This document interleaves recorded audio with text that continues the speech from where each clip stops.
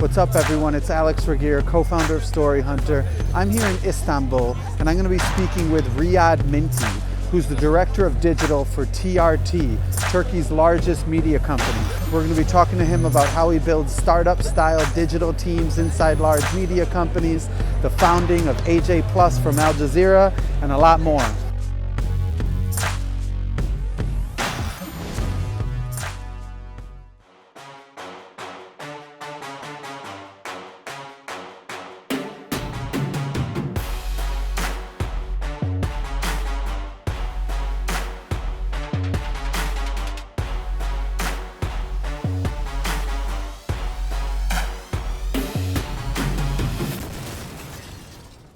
I don't think people really know how big TRT is. Like, what now, as director of digital, what do you manage now?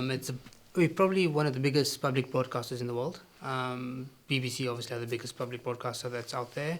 TRT, I would say, probably comes in second after the BBC. 13 TV channels, 17 radio channels, everything from international news channels such as TRT World, TRT Arabic. We have a 41 language service in different languages in just the news space, which is mostly just news updates. We have drama shows, children's channel, documentary channel, arts and culture channel, and we have a lot of digital native projects in the pipeline. We are based in Turkey, but we internationally have a lot of international ambitions. So what's a digital strategy look like? I know you started at TRT World, which is the news, English language, and other language news channel as the digital director. How does that play out in the conglomerate? And been focusing on restructuring the organization to be more digitally centric. So we're able to share resources a lot more. We're able to interplay across all our different brands. So even on Twitter or on Instagram, you'll see our different channels interacting with each other. So it gives the overall mother brand much more of a personality. Big broadcasters have is they always see TV as the ideal.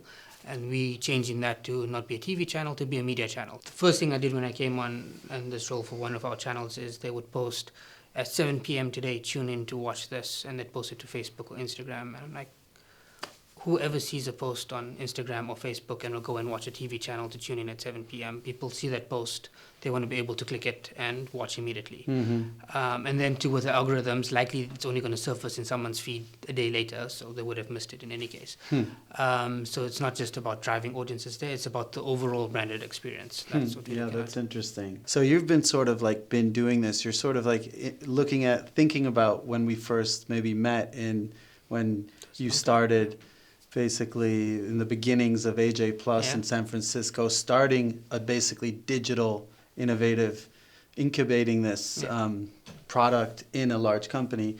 Now you're sort of doing it again. You're sort of like a serial intrapreneur. I guess, yeah.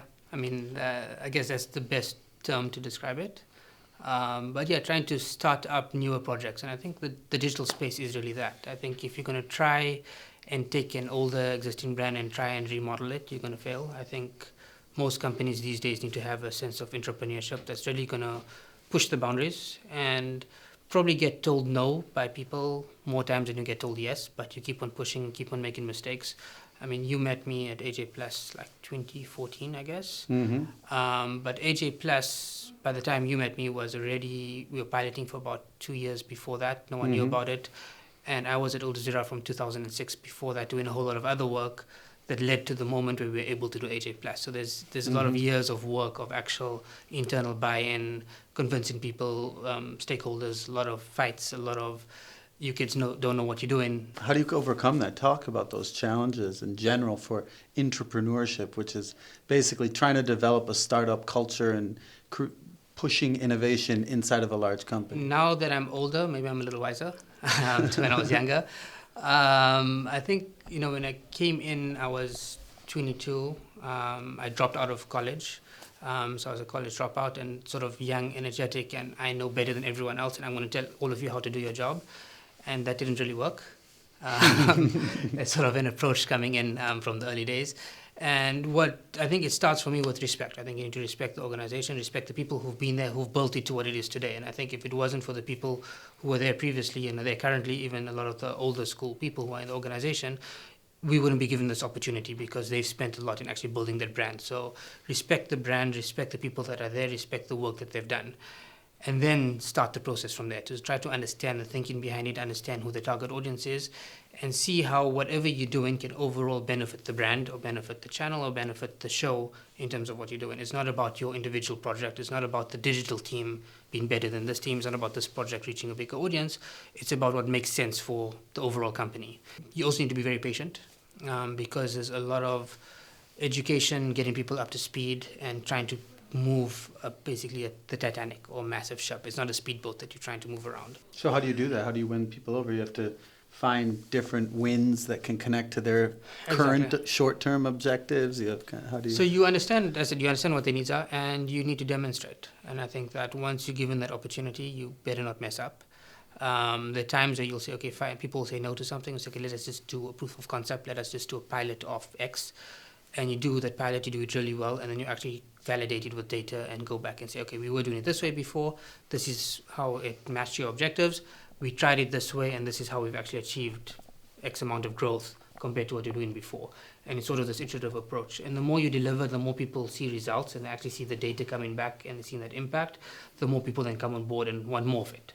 And they'll want more. And they'll be at that point now where we have so many of the different channels coming to us saying, we want to do this more on digital, we want to do this. What were the things that were surprising? What were the things that you learned in terms of engagement? I know that was your biggest focus was engagement. What are the things that you learned that you didn't expect? The audience also goes on the journey with you, so they engaged with sort of that process as you're going through because they've seen the evolution of the brand, they've seen the evolution of this move into digital. And you have much greater buy-in because they feel part of that process versus it being a traditional sort of linear broadcast where they're sitting on the outside just seeing all of this unfold. So we spend a lot of time going to that exact core target of who we want to get into and what is the psychographic profile of a kind of person who'd want to consume content from that brand. The biggest mistake any media company makes, be it news or whatever it is, we tend to produce content for ourselves and what we would consume. And as you work in the industry, your levels are much higher in what your expectations are, and you forget about what the actual audience wants. And so you need to really, really break that down and be willing to set your own personal feelings aside and actually focus on that audience centricity. What are the metrics that you follow, and what are the metrics that people overvalue? So I think views, people overvalue views. Views, it's a fictitious number, like it's nice, you have 1 million views, but out of the 1 million people that watched it, how many actually watched longer than 3 seconds? But even if you have, a 20-minute view and someone drops off after 35 seconds, have they actually consumed your content or not? Mm-hmm. So that watch time metric is much more important for us. So I'd rather have 1,000 people watching 45-50% of a video than 1 million people watching 5% of a video, right? Mm-hmm. So in terms of more of an impactful metric that we want to go with. Shareability is very important. So are people actually willing to share it? If they're willing to share it, it means it's resonating with them in some form. And they'll go off and have their conversations on WhatsApp, wherever it is around sort of that content. So shareability is quite important for us. What are the things, the kind of the trends that you've been seeing in the past 18 months in the digital video space? So I think there's still...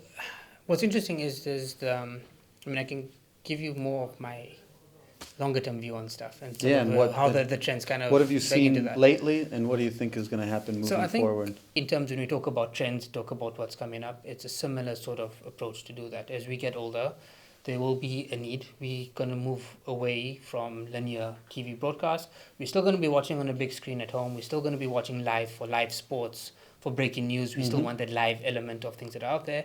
But majority of it's going to be on demand. Everyone launching their own VOD service, right? Because everyone's seen that there's this age group that now have money, are able to afford at least 2 subscription models. Can they now tap into that marketplace? And I think over time it'll fizzle out. But it's almost like broadcast TV all again, just on demand. Like which one are you going to subscribe to in a way? So there's brands, there's large companies spinning off digital video operations, kind of like what you've done at AJ Plus and what you're starting to build here. What advice do you give those people who are trying to build those things from scratch? You want to maximize that brand experience and people to relate to your brand. So it's creating a platform. TikTok is a platform for creative expression. So how can you bring your brand in to encourage people to create derivative works using your branded products in that sort of space? I think could be an approach to do. And I think measure your expectations. I think know who you're trying to reach, know what your objectives are, and as long as you're reaching that, you should be okay. And last thing is be as creative as you can. Like, I think don't take yourself too seriously. I think brands fail because this leap into video, you need to develop a specific tone of voice that needs to be somewhat playful and authentic. And I think people are scared of being authentic today. They're scared of being themselves, specifically when it comes to video. And if you're not going to be authentic, your audience isn't going to relate to you. They need to connect to you as they would to another human, and they need to know what makes you tick as a brand, what makes you function as a brand. And if people are able to connect to you, you should do well. Well, AJ Plus and TRT World, a lot of the stuff that you're doing, or you started doing, has to do with hiring people on the ground. A lot of times through Storyhunter. What's the importance of original on-the-ground stories? From a news perspective, a lot of people are coming to us because they want to know what's happening elsewhere in the world. They're looking at us to be sort of that conduit to take them on a journey to another part of the world to understand something that's happening. And it's always frustrating to see media organizations that practice parachute journalism, which is someone who's sitting here to fly to a country and report on a story for 2 days and come back, because you're not really understanding the nuance and the context and the actual depth that exists within a community. And I think Storyhunter gives that element that allows us to actually go from people who fall within a community, producing stories for their community. And I think that's very important. It's a lot more of an authentic voice because they understand those nuances a lot more than someone just parachuting in from the outside. And that level of authenticity, which is I mentioned earlier, you can get through a much wider network. And I think platforms such as Storyhunter, I guess, give you a much wider reach and make it a lot easier for you to be able to do it. Yeah. And what would you say to a lot of the story hunters and filmmakers that are watching this?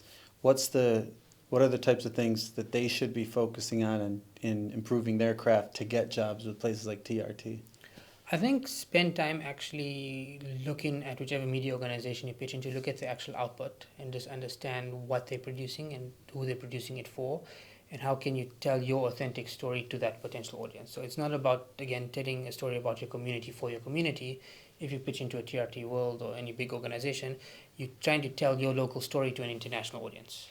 And I think when you're able to pitch it through that lens, it makes it more relatable, and brands or companies like us will be more willing to take it on versus it just being a locally produced story for that local community. And I think for a lot of younger freelancers out there, you sometimes do get stuck in that bubble of, I'm going to tell the story of my community, but your audience or your understanding of telling it is still for your community base. So understand the international audience. Every media organization has a different target audience where things work. So if you understand that, ask questions, ask the brand who you're trying to relate to, kind of get that feedback to help with your pitch process. That can go a very long way. Yeah, and so you're a millennial managing millennials. Yes. What's that like? It's an interesting experience because I can relate to a lot of the frustrations that come out. Millennials get a very bad reputation in the workforce currently, and you see people sharing videos. I mean, I might have been guilty of it also, sharing videos about complaining about millennials. And I think as millennials, we're seen as the entitled generation. There's an element of truth to that, which is fair. That is definitely there. And I think it goes both ways. I think for older generation, you need to understand why millennials function the way that we do. I'm probably on the older age of a millennial side, but to try to understand what makes a millennial tick, and for millennials to also understand that nothing happens overnight. It's great to have creative ideas, it's great to have the creative energy, and you should always do it, but it's not only about the idea, it's about execution.